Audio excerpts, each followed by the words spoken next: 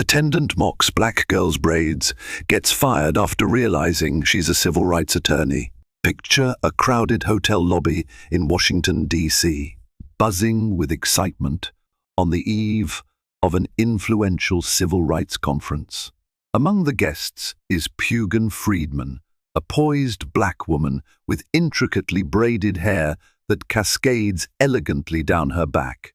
The air crackles with possibility leaders are converging to discuss social justice reforms, new policies, and the future of equal rights in America. Yet, in a moment that stuns onlookers, a dismissive hotel attendant singles out Pugan, mocking her braids in front of everyone. Little does he know, Pugan is a civil rights attorney.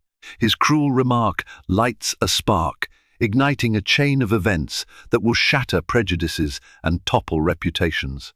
Pugan Friedman was born in Detroit, Michigan, a city shaped by the hum of factories, the rhythms of Motown, and the legacy of social activism that once echoed through its streets. Her parents, Henry and Clarissa Friedman, embodied determination, constantly teaching Pugan that resilience is in our blood. These words became Pugan's mantra from a young age. Henry worked long hours in a local auto plant, while Clarissa ran a small day care center out of their modest home. Though the Friedmans never had much money to spare, they were rich in family spirit, laughter, and a strong sense of justice. On Sunday mornings, the Friedman family would dress in their best for church. Clarissa always styled Pugan's hair in neat braids, woven with colorful beads that clicked and clacked joyously whenever she moved her head. It was a simple tradition that brought Pugan and her mother closer. With each pass of the comb, Clarissa would share a piece of family history, recounting stories of Pugan's grandmother marching alongside civil rights leaders, or Pugan's great-aunt who fought to integrate a local school in the 1960s. These stories weren't just tales of the past, they were part of Pugan's identity. They taught her from the outset that she stood on the shoulders of giants who had resisted hatred and worked for equality. In the Friedman household, mealtimes were sacred. Even if Henry came home late from an extra shift at the plant, the family would wait, warming the pot of collard greens on the stove or keeping the cornbread under a foil wrap until he arrived. They would hold hands, say grace, and talk about everything from Pugan's school day to current events in the world. Pugan always had a vibrant curiosity, her eyes lighting up at any mention of social justice or big ideas. By age 10, she was already dissecting news articles and reading about Thurgood Marshall and Ruth Bader Ginsburg. But Pugan's path was not without obstacles. As a teenager, she often faced teasing about her hairstyle, her beloved braids, which she would decorate with subtle gold cuffs or colorful ties. Some classmates claimed her braids were unprofessional or too ethnic, ignoring how ubiquitous and beautiful Afro-textured hairstyles truly were. Each time Pugan was ridiculed, she reminded herself of her mother's words, "Resilience is in our blood." She learned to transform that hurt into determination. She read widely about systemic racism, about the countless battles waged by unsung heroes, and she grew more certain that her life's purpose was to fight for justice and equality. After graduating at the top of her high school class, Pugan was accepted into Howard University, one of the most prestigious, historically black universities in the country. She felt proud and nervous stepping onto campus for the first time. The sense of history was palpable. As she walked beneath the trees that lined the pathways, Pugan thought about all the great minds that had shaped activism and scholarship at Howard: Toni Morrison, Stokely Carmichael, Thurgood Marshall, and so many others. It was both awe-inspiring and intimidating. However, Pugan found her stride by joining the debate team and volunteering at a local legal clinic that offered free advice to low-income residents. She was in awe of the mentors at the clinic, lawyers who went out of their way to explain the complexities of law and how it could be wielded as a tool for social change. She spent evenings in the stuffy rooms of the clinic, reading case files, preparing briefs, and witnessing the power of advocacy. Many of those who came for help were victims of discrimination or were drowning in legal procedures that they barely understood. At Howard, Pugin also made lifelong friends. She bonded with Tasha, a brilliant political science major who dreamed of becoming a senator, and Darius, an economics major who aspired to help Black communities secure economic independence. Together, they formed a small study group that would meet late at night in the library's quiet corners, sipping on cheap coffee and discussing everything from Supreme Court rulings to community organizing strategies. They pushed each other to think more critically, to read more widely, and to act more boldly. Although Pugin was now in a space that celebrated Black excellence, her braids remained a personal statement, a subtle refusal to compromise her roots. Some older professors, products of a different era, would sometimes imply that she might look more professional if she changed her hair, but Pugin stood firm. For her, braids weren't just a hairstyle, they were a testament to her cultural heritage and her personal identity. In the face of subtle disapproval, she wore them confidently, day after day. Her time at Howard passed swiftly, fueled by passion and intellectual rigor.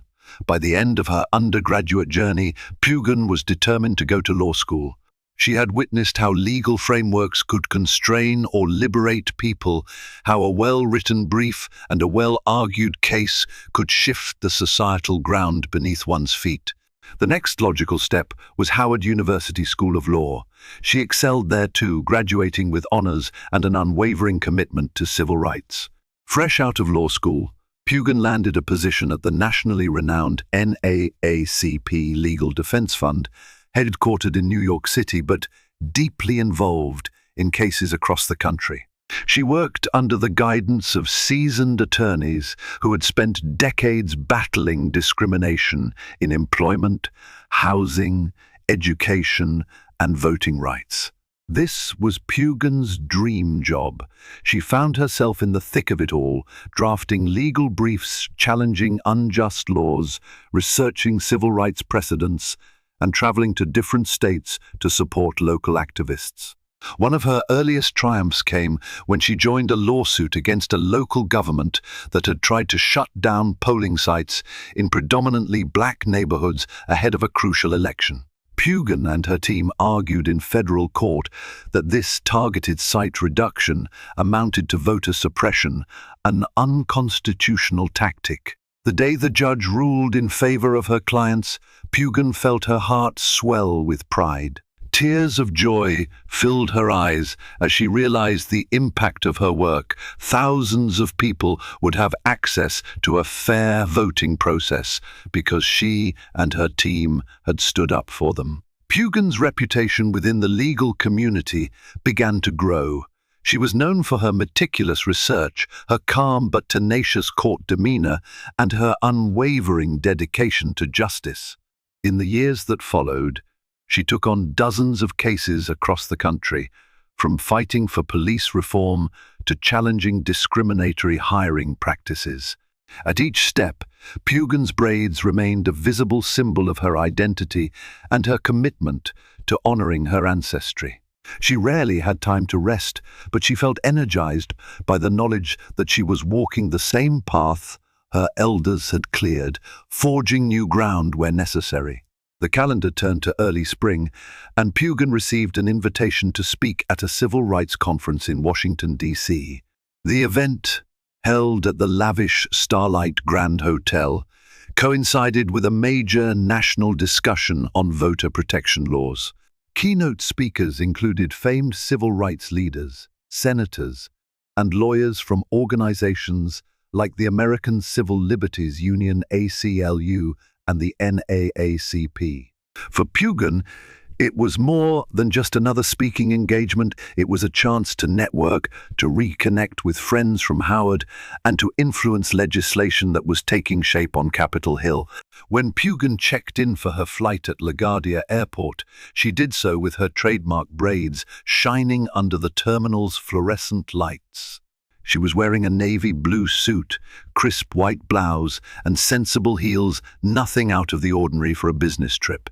Striding confidently through the corridors, she mentally reviewed her speech points. She planned to address the history of voter suppression, recent developments in various state legislatures, and the next steps activists could take to protect voting rights for marginalized communities.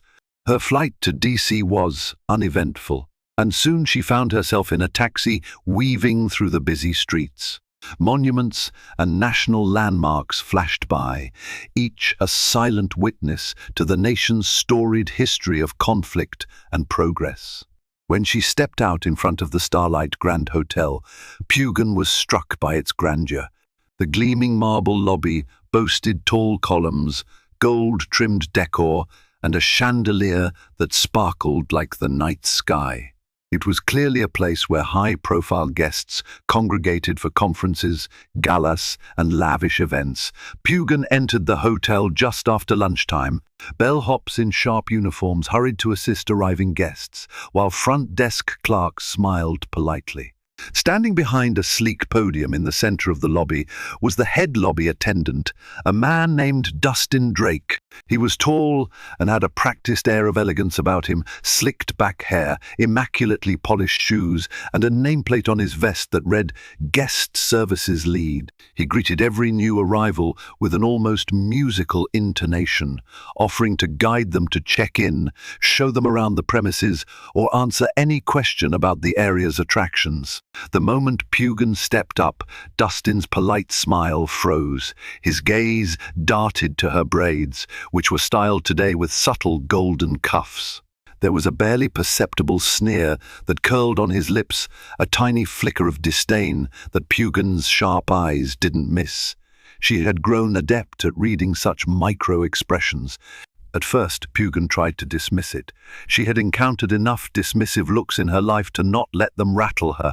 Perhaps he was just having a bad day. "Hello, good afternoon," Pugin said politely. "I am here to check in. The conference registration suggested I speak with the main desk or the concierge. Could you point me in the right direction?" Dustin didn't answer immediately. His eyes traveled up and down Pugin's braids before he finally spoke, with a tight-lipped smile. "Yes, of course. Just take the path to the left. You'll find the main desk. They'll help you with your room." "Thank you," Pugin replied, and started to walk away. But she heard him mutter something under his breath as he turned to an equally well-dressed colleague.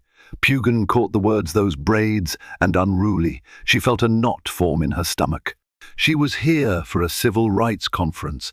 For heaven's sake, the last thing she needed was open disrespect in such a supposedly sophisticated establishment.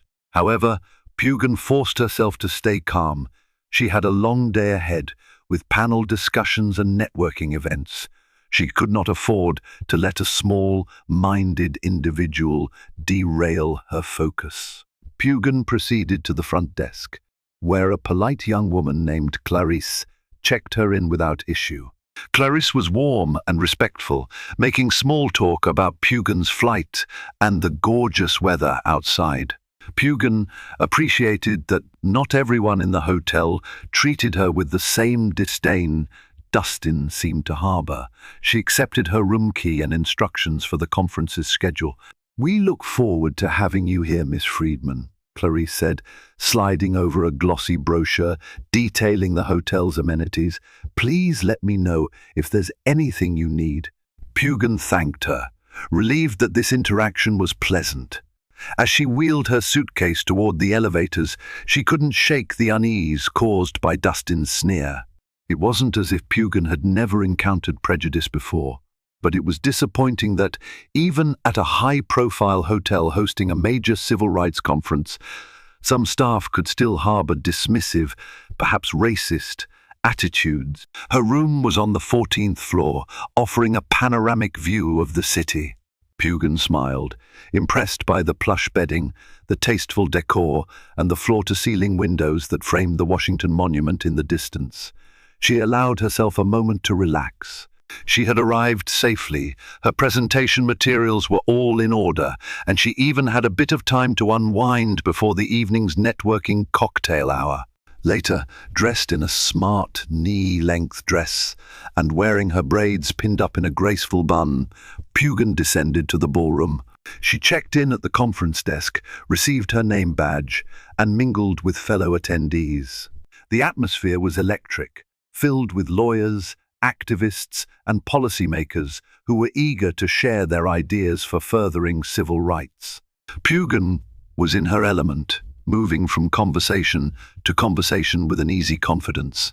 No matter how prepared she felt, she knew she could always learn from others who had fought on the front lines. Toward the end of the evening, Pugin glanced toward the grand lobby. She saw Dustin again, speaking to a small cluster of guests. Even across the vast space, she could feel his watchful eyes. Any time a black guest walked by, Pugin detected a shift in his expression, a faint condescension that seemed to slip through his courteous facade. She saw him offer a luminous smile to a wealthy white businessman, only to turn away a moment later and sigh impatiently at a young black couple who approached for directions. Each microaggression was subtle, but Pugin's sensitivity to such behaviors was well honed. She decided not to escalate matters tonight. Part of her recognized that confronting Dustin would be draining, and there was little chance he would be fired just for an offhand comment or two, as she lacked evidence. She vowed to keep an eye on him, though. If he continued to exhibit disrespect or discriminatory behavior, Pugin would not stand by silently. The next morning, Pugin rose early, determined to make the most of the conference. She had a panel discussion at 11 a.m., but there was a breakfast roundtable starting at 8. Heading downstairs in a stylish but professional ensemble, her braids neatly gathered, Pugin felt poised and ready to tackle the day. She walked past Dustin's podium, where he was speaking with another hotel guest, a white woman wearing a crisp pantsuit. Their conversation seemed pleasant enough. As Pugin neared, Dustin quickly ended his conversation and stepped in her path with a curious smile that didn't reach his eyes. "Good morning, madam. How can I assist you today?" His tone was overly bright, almost sing-song. Pugin blinked, taken aback by his sudden attentiveness. "I'm heading to the conference breakfast. It's in the Jefferson Hall, correct?" "Oh, yes, indeed." "Right this way," Dustin said, gesturing down a long corridor. Then he leaned in slightly, lowering his voice, as if bestowing some insider knowledge. "They do have a dress code of sorts. You're fine for now, but for some of the more exclusive events, I'd recommend something a bit more formal, and perhaps a hairstyle that is more in line with professional standards." Pugin felt her pulse spike. There it was, the subtle jab at her braids. She tightened her grip on her briefcase and forced herself to remain calm. "I'm perfectly comfortable with my hairstyle," Pugin said. "If any changes to my appearance are needed, I'll let you know." Dustin pressed his lips into a thin smile. "Of course, ma'am. I'm just trying to be helpful. Some of our high-profile guests expect a certain, how shall I put it, standard of decorum." She stared at him, 1,000 retorts swirling in her mind, each sharper than the last. One half of her wanted to lay into him right there, to expose him for his prejudice and ignorance. But she had a morning panel to prepare for, and a heated confrontation in the middle of the lobby wasn't how she wanted to start the day. Without another word, Pugin moved past him, her footsteps echoing on the marble floor. She heard him mutter under his breath again, something about people not understanding hotel etiquette. Pugin's face grew hot, but she kept going. Anger flared inside her, anger, not just for herself, but for everyone who had ever been devalued because of their natural hair, their culture, or their heritage. During the breakfast roundtable, Pugin tried to refocus on the discussion at hand, new strategies for protecting voting rights, yet her mind kept drifting back to Dustin's smirk. It wasn't merely the insult itself that bothered her. It was the principle of the matter that, in 20th honest century America, people could still belittle natural black hairstyles as unprofessional or unruly. The same biases Pugin had combated in her teenage years were right here, in plain sight, at a high-end hotel hosting a civil rights gathering. She sipped her coffee, forced herself to engage with the other attendees, and did her best to set aside the encounter. But Pugin's frustration simmered. By the time the round table ended, she was brimming with determination. She wouldn't let it overshadow her mission at the conference. Far more pressing issues were at stake for communities around the country, but she also refused to let Dustin walk away unchallenged. Her opportunity arrived later that morning. After her successful panel presentation, Pugin had delivered a rousing speech detailing recent court battles, the importance of grassroots mobilization, and the role lawyers could play in fighting voter suppression laws. The audience had applauded enthusiastically, with some approaching her afterward to express their gratitude and admiration.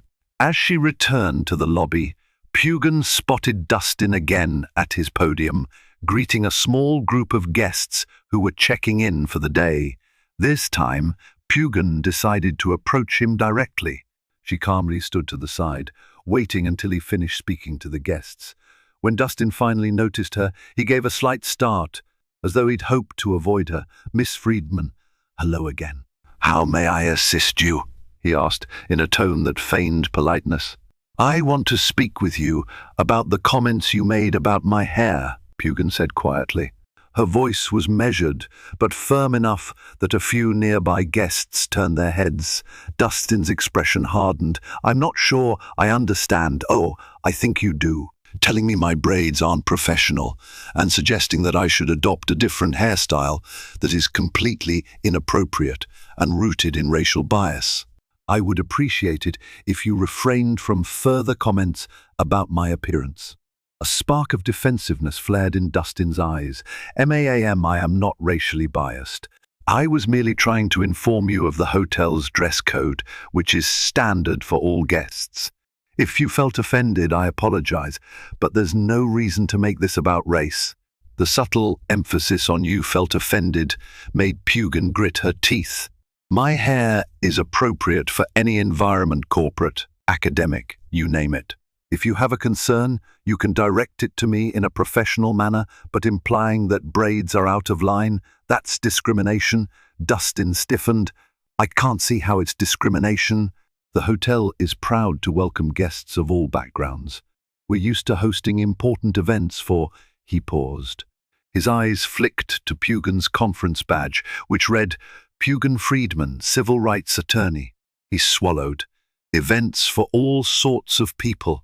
"Clearly," Pugin said, her voice growing sharper, "there's a gap between your stated policy and your personal behavior. Now, I have important engagements to attend. I'm asking you to cease the disrespect and treat every guest here with the same courtesy." With that, Pugin turned on her heel and walked away. She could feel her heart pounding, fueled by the adrenaline of confrontation. Dustin's face had gone pale, his poised demeanor cracking just slightly when he realized she was a civil rights attorney. But Pugin had more pressing matters to handle. She had done her due diligence by warning him. If he persisted, she would file a formal complaint. Word of Pugin's encounter with Dustin spread quickly among some of the conference attendees. The civil rights community, tightly knit and always on the lookout for injustices, was not about to stand by while one of their own was insulted. Rumors circulated about Dustin's remarks, with some claiming he'd also made derisive comments to other black guests.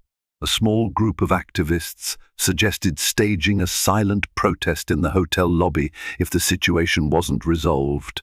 Meanwhile, Pugin had meetings with policy advisors and legal experts on Capitol Hill to discuss the potential ramifications of a new voting rights bill. She spent much of her day off-site, immersed in legislative discussions, but her phone buzzed non-stop with messages from fellow conference-goers asking if she was all right and whether she wanted them to intervene.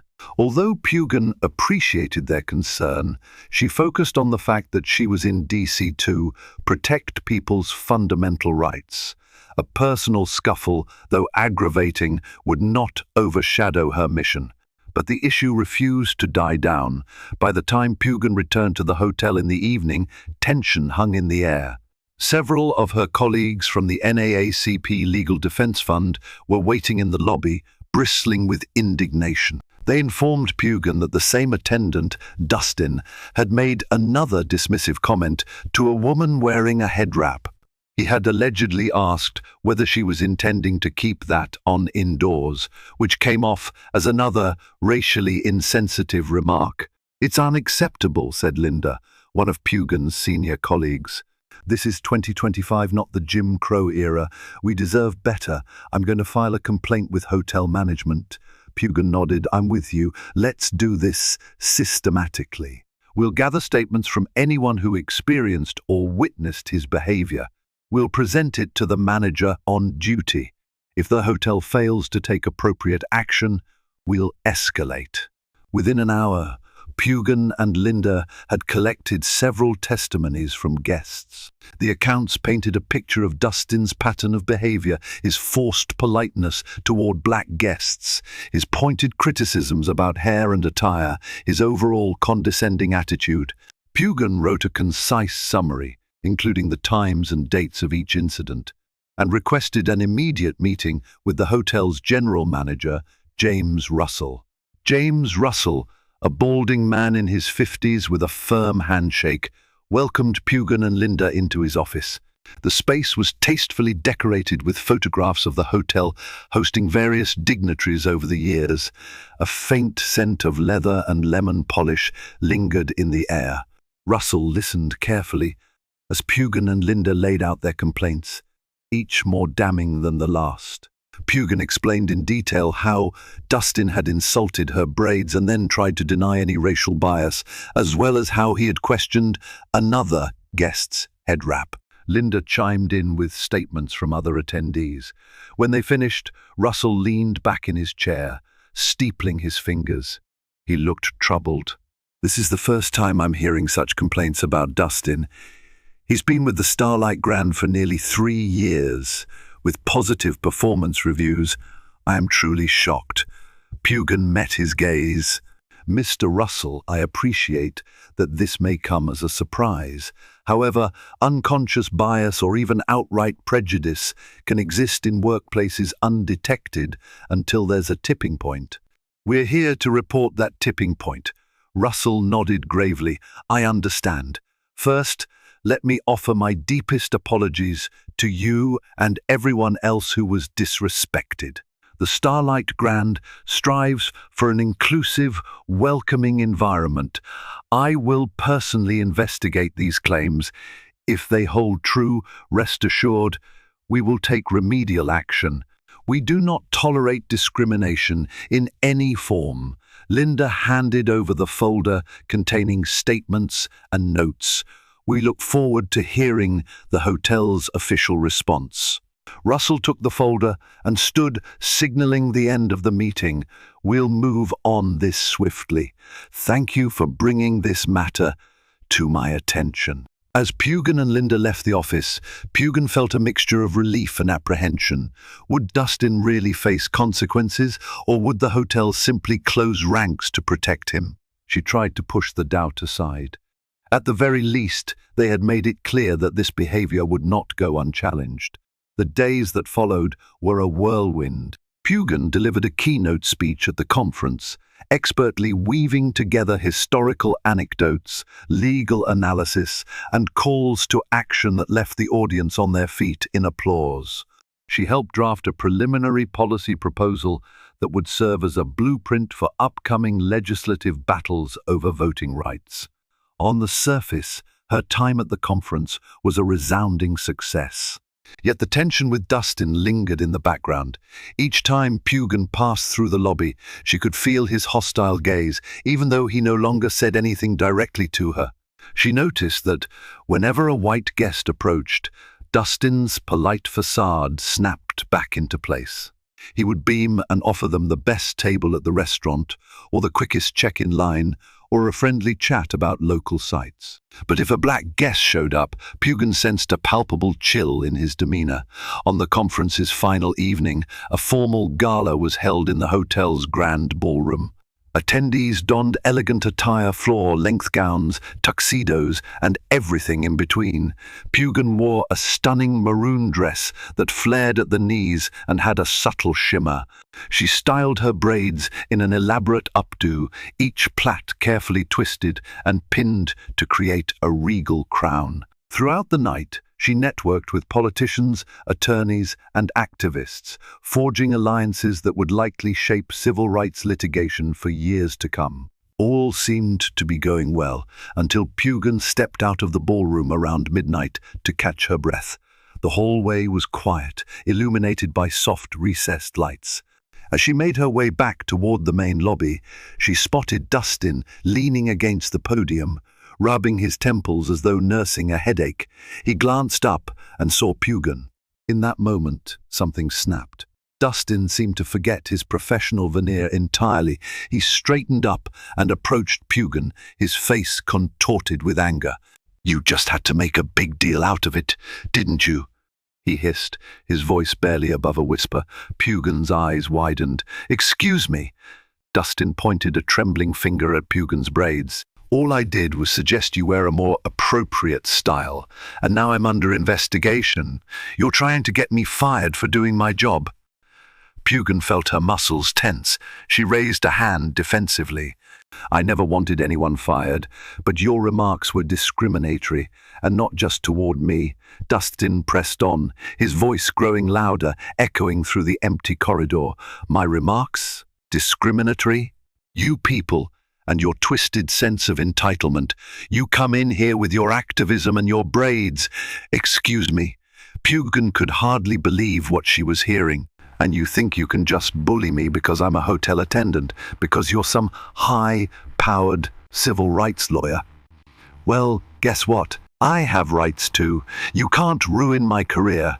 Pugin took a step back, glancing around for security. She was incredulous at the outburst. "Dustin, you're digging your own hole here.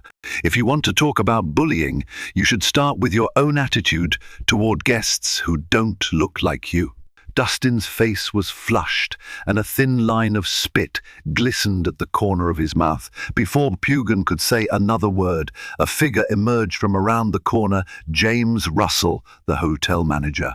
His expression was thunderous as he strode toward Dustin. "What on earth is going on here?" Russell demanded, his voice reverberating through the hallway. Dustin froze, his anger dissipating into shock. I was just... Russell turned to Pugin, his expression softening slightly. "Miss Friedman, are you all right?" Pugin nodded, though her heart pounded in her chest.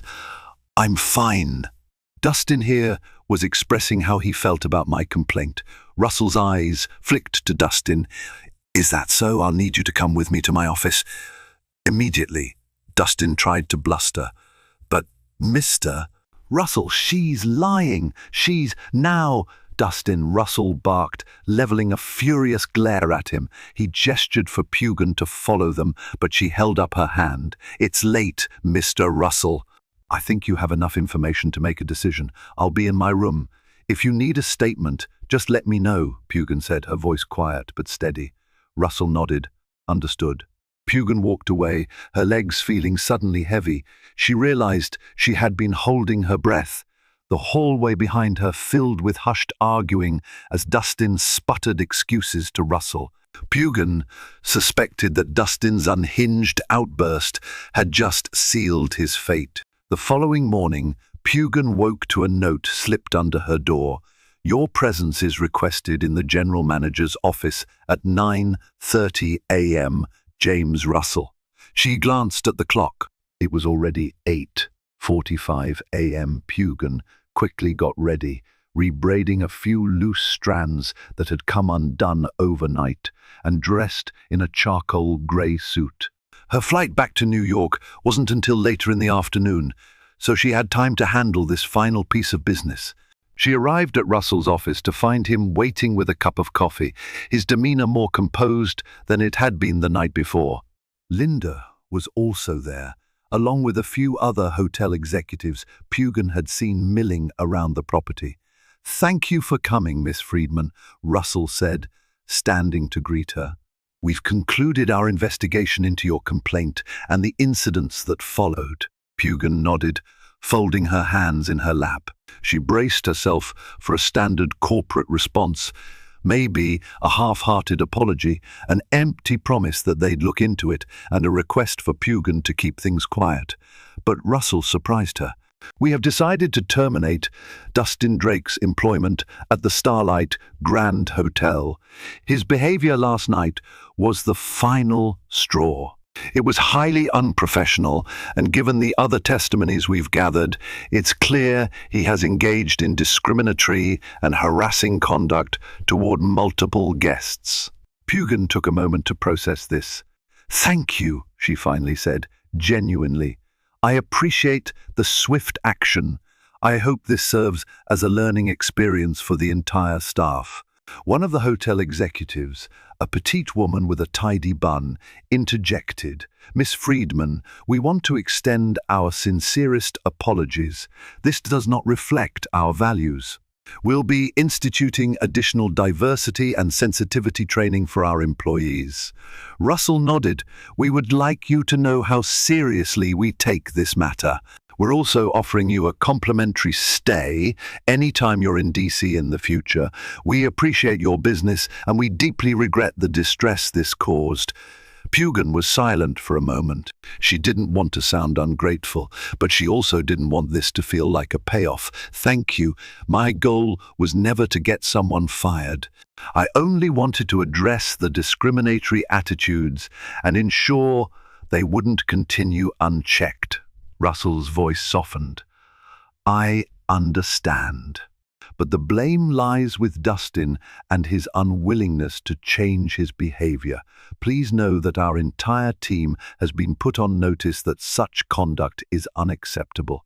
With that, the meeting ended. Pugin left the office feeling an odd mixture of relief and sadness. She didn't revel in someone losing their job, but she couldn't deny a sense of justice. Dustin's actions had been brazen and harmful, and the hotel had taken a necessary stand. News of Dustin's termination spread quickly among the conference attendees. Many expressed gratitude that the hotel had done the right thing.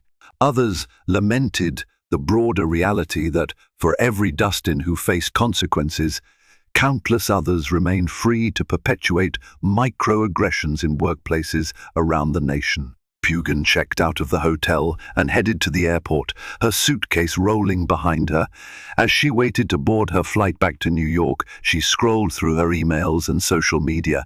Messages poured in, some from friends who had heard about the altercation, and some from strangers who had seen brief posts about the incident on Twitter. Among the messages was one from a longtime civil rights activist, praising Pugin for her courage to confront discrimination head-on. Another was from a young woman who said she had always been afraid to wear braids to work, fearing it would be seen as too black. Reading these messages, Pugin felt a renewed sense of purpose. This wasn't just about her. It was about challenging the norms and prejudices that had oppressed black culture for generations. When Pugin finally boarded her flight, she leaned back in her seat, gazing out the window at the bright DC skyline in the distance. She couldn't help but think of her grandmother's stories about marching for voting rights decades ago. How proud her grandmother would be to see Pugin forging her own path, not just in the courtroom, but in everyday life, standing against even the smallest forms of discrimination. Back in New York, Pugin Friedman returned to the familiar rhythm of her work at the NAACP Legal Defense Fund. As she sat in her small yet bright corner office, a space cluttered with legal briefs, half-empty coffee mugs, and an ever-present stack of civil rights case files, her mind flicked between the urgent matters on her desk and the recent events at the Starlight Grand Hotel. She found it hard to shake the memory of how a seemingly polished environment steeped in luxury and professional courtesy, had harbored someone like Dustin Drake. Despite the hotel's public-facing image of inclusivity, a pernicious thread of prejudice had simmered behind the marble lobby and plush carpets. Pugin busied herself with research for a new lawsuit challenging racially biased hiring practices in a Midwestern manufacturing firm, but each time her phone buzzed or a new email arrived, she half expected another note about Dustin. She wasn't entirely sure why she felt so restless. After all, justice had been served, the hotel had taken swift action, and Dustin was no longer in a position to harass people. Yet something about the incident left her unsettled. Perhaps it was the reality that this was just one confrontation in a vast sea of injustices. Countless other Dustins existed in boardrooms, schools, restaurants, courtrooms, and countless public and private spaces. Later that week, Pugin finally carved out time to reflect more deeply on what had happened. She poured herself a cup of strong tea, an old family habit, and gazed through her office window at the bustling New York City streets. The hum of traffic below merged with the pulse of a city that never slept. Why did the Braids incident feel so personal? She asked herself. Because it was, she finally admitted. For as long as she could remember, her hair had been a potent symbol of both pride and defiance. As a child, she would sit on a stool in her mother's kitchen, giggling while her mum gently braided her hair and told her stories about the civil rights movement. Those sessions had taught her that her hair, her heritage, and her identity were inseparable, and they were all worthy of respect. A few days after her return, Pugin decided to write an op-ed detailing her experience at the hotel. Rather than naming the Starlight Grand or Dustin, specifically she wanted to avoid potential legal blowback. She structured the piece around a core theme, the policing of black hair in public and professional spaces. She recounted moments from her life where teachers, classmates, or even well-meaning acquaintances had suggested her braids weren't appropriate or professional. Each time, those words had echoed the deeper message that her natural blackness was somehow unwelcome. Now, as an attorney, Pugin understood just how deeply rooted these biases could be. She took special care to situate her personal experiences in historical context. She wrote about how laws in some states had once forbidden black people from wearing their hair in public in certain ways, and how workplaces, even today, sometimes enforce rules that punish black employees for wearing locks, twists, or braids. She cited examples of students being suspended from schools for refusing to cut their natural hair, as well as popular media's criticism of professional black women who refuse to straighten or chemically treat their curls. In every instance, Pugin typed, this focus on black hair as a problem or a distraction is a glaring vestige of white supremacy. It is the insidious echo of a legal and social system that once sought to erase our identities and label our features as inherently inferior.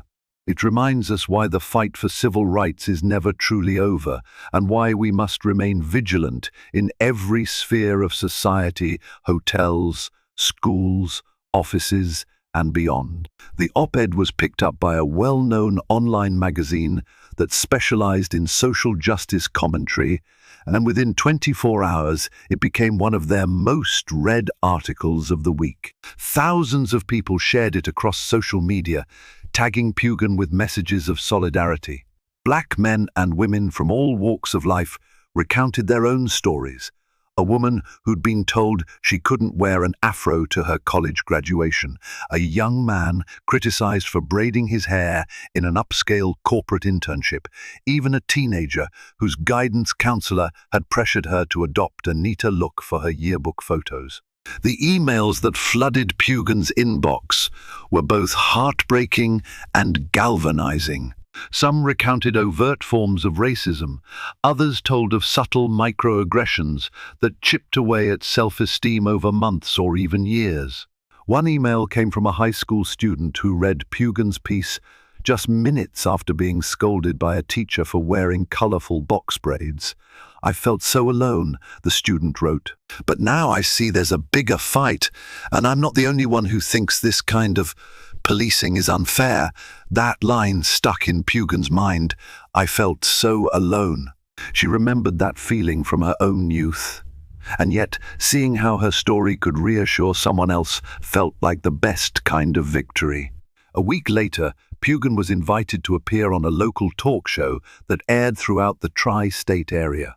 The producers asked her to discuss the broader implications of workplace discrimination and the historical policing of black hair. On the morning of the taping, Pugin carefully arranged her braids, deliberately letting them hang free to underscore the statement she was making. The set was a swirl of lights and cameras, but she remained calm, well prepared. Sitting across from the host, Pugin recounted her personal run-in with the hotel attendant, speaking in measured tones about its significance. Yet what truly captured viewers' attention was her willingness to lay out how often these incidents go unreported, how many people simply endure microaggressions and never tell a soul. In the following days, clips from that segment went viral online. People across the country began tagging Pugin on social platforms, engaging in heated yet constructive debates about racial bias, inclusivity, and the right to show up as one's full, authentic self at work or in public. Some media outlets tried to sensationalize the story headlines, like "Civil Rights Attorney Exposes Racist Hotel Attendant." But Pugin did her best to keep the conversation focused on solutions and awareness, rather than fueling outrage alone. Meanwhile, Pugin's mentors and colleagues at the NAACP Legal Defense Fund embraced her growing visibility. Senior attorneys encouraged her to leverage the momentum of this moment, reminding her that public awareness could be a powerful force in pushing for legislative and cultural reforms. "We have to fight in the courtroom, sure," one colleague said, "but we also have to shift hearts and minds outside it." Buoyed by the widespread response, Pugin teamed up with a few prominent activists to launch an online campaign. The campaign urged institutions, schools, corporations, hotels, and more to adopt clear anti-discrimination policies that specifically protected natural hairstyles. They drafted sample guidelines that HR departments could use to ensure that hair-based discrimination was explicitly banned. The initiative resonated with a surprising number of organizations, some of which reached out for further consultation. A mid-sized tech company on the West Coast even asked Pugin to host a virtual workshop on cultural sensitivity. She smiled to herself as she prepared her presentation slides, realizing that what started as a painful encounter was now catalyzing tangible progress in workplaces she might never have touched otherwise. A few weeks into this flurry of activity, Pugin found herself looking out at the illuminated skyscrapers one late evening after a long day. The city lights shimmered like a vast glowing tapestry, each pinpoint of brightness hinting at thousands of lives and untold stories. She knew that for every person stepping forward to share their experiences, there were still countless others, too fearful, too ashamed, or too tired, who kept silent. She couldn't help but think of all the times she herself had been tempted to let an insult slide, to walk away rather than stand her ground. Yet the Starlight Grand Hotel incident had shown her that even one firm stance against prejudice could reverberate far beyond its original moment. Seeing the depth of pain and the spark of hope in the emails she received reaffirmed her conviction. The personal was political, and politics could be deeply personal. One woman's braids had become a symbol of broader fights for dignity, identity, and respect. In quieter moments, Pugin felt a pang of sadness about how Dustin's story had ended. She didn't delight in his downfall. People could change if given the tools and the genuine desire to do so, but she also understood the necessity of accountability. No matter how much Pugin believed in second chances, she recognized that destructive actions had consequences. Her grandmother's words echoed in her mind: a lesson can be painful for the teacher and the taught, but sometimes it's the only way to learn. And so, Chapter 14 of Pugin Friedman's journey was as much about the collective reaction to her stand as it was about her own introspection. She emerged from the ordeal more confident than ever in her ability not just to handle adversity, but to transform it into a vehicle for broader social change.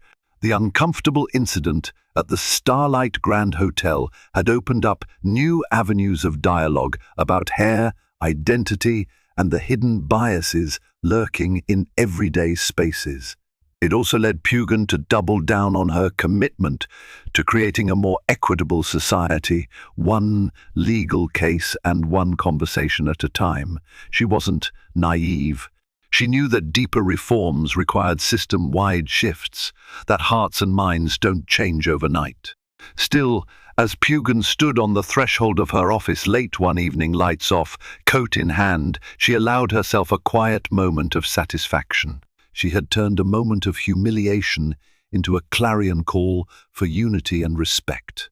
Her braids, far from being a point of shame, were now the centerpiece of a national conversation that refused to let anyone's culture be dismissed or demeaned. Tomorrow, the struggle would continue in courtrooms, in corporate boardrooms, in schools, and on the streets. But for tonight, Pugin Friedman let herself breathe. Resilience is in our blood, she reminded herself, closing her office door behind her. And with that final thought, she embraced the power of her story, fully aware that she had only just begun to tap into its true potential for lasting, transformative change.